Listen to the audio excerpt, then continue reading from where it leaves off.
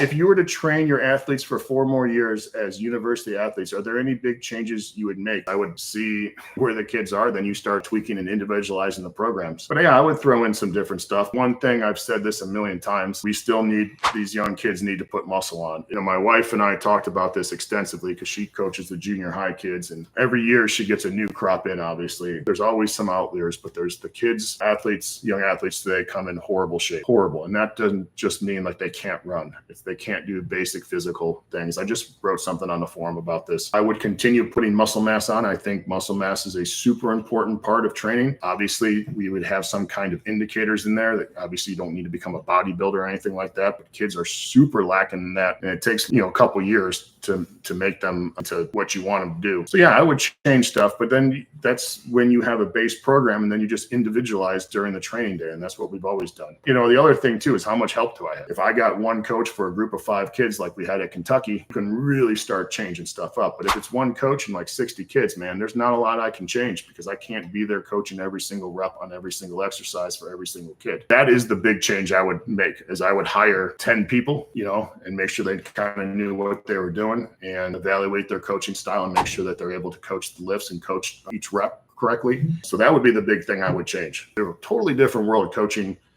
large groups of people. Not 20 is pretty easy, but once you start getting into 35, 40, 50, and 60 and even higher, man, it's hard to do. There's a lot of compromises you have to make within that system. Very difficult.